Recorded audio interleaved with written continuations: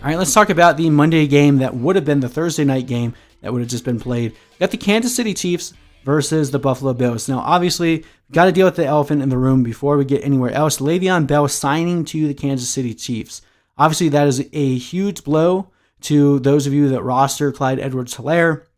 Clyde Edwards-Helaire had been one of our buy lows this week, but now is someone that I'm way more hesitant having on my roster. But that being said, you have to keep in mind that with everything happening this year, with all the COVID specific rules and instructions, Le'Veon Bell is not actually able to practice with the team until he has had 5 consecutive days of negative tests. So that means that Le'Veon Bell will not be active this week. So if you have Clyde Edwards-Helaire, you can give one last hurrah here versus the Buffalo Bills, which probably isn't the best option because the Buffalo Bills have been a better run stopping team than a pass defense. But if you have Clyde Edwards-Helaire and you weren't able to trade him, or you're not able to trade him now, you can at least get one more decent game out of him before Le'Veon Bell comes in and ruins your week. So Clyde Edwards-Helaire will get the start, and then I feel like at least by week 8, maybe not week 7, but by week 8, Le'Veon Bell will be seeing the majority of the touches here.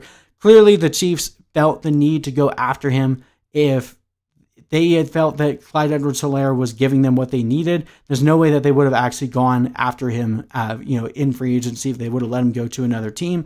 But that's just how it goes.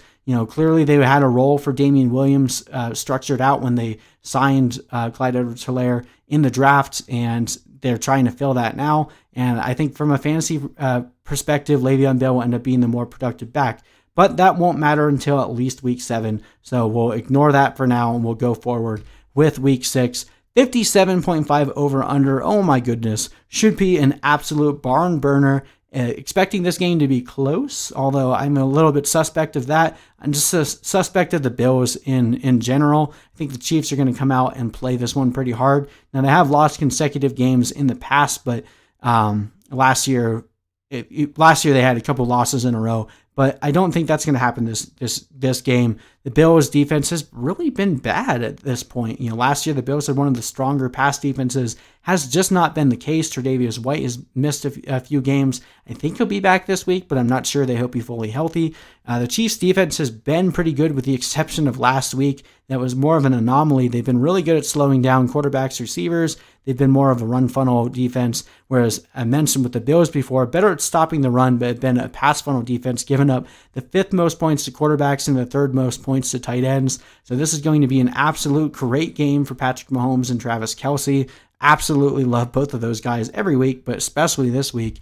Pretty easy here. I did put the asterisk here just to remind myself to talk about Le'Veon Bell, but overall, you're still going to start Clyde Edwards-Helaire this week. Probably be the last week they're going to be comfortable doing it for a while. But Patrick Mahomes, Clyde Edwards-Helaire, of course, Tyreek Hill. I think Mecole Hardman is a really good play this week as well, with Sammy Watkins going to be missing time with that hamstring injury. And then, of course, as we mentioned, Travis Kelce should be the number 1 tight end on the week.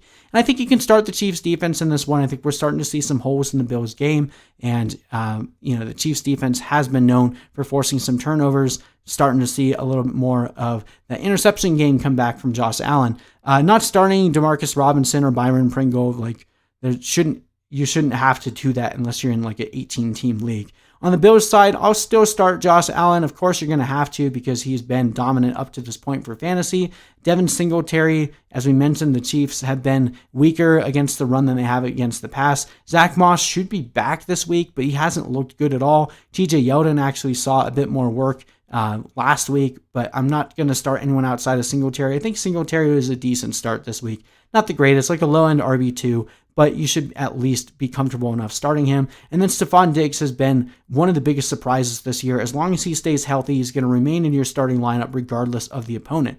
I'm sure one of the other receivers here will have a good game between John Brown, Cole Beasley, and Gabriel Davis. My problem is I'm not really sure who it's going to be. And as a whole, I expect the Chiefs to actually win this one pretty easily. So if you have to start one of these guys, I would probably put it in the order that I have it listed here. Brown, then Beasley, then Davis. But Davis has been getting more involved. So if you're in the need for a spot start and you have nowhere else to go, I think Gabriel Davis is an interesting play this week. Not starting any of the tight ends here, not starting the other the other running backs, and I'm definitely not ever going to start a defense against the Chiefs. As I mentioned, I think the Chiefs win this one pretty easily. I've got them winning 35-20. We saw the Bills get exposed last week to the Titans, and I think the Chiefs just continue to drive that nail a little bit deeper this week. So Chiefs get back on track, and Bills lose their second one.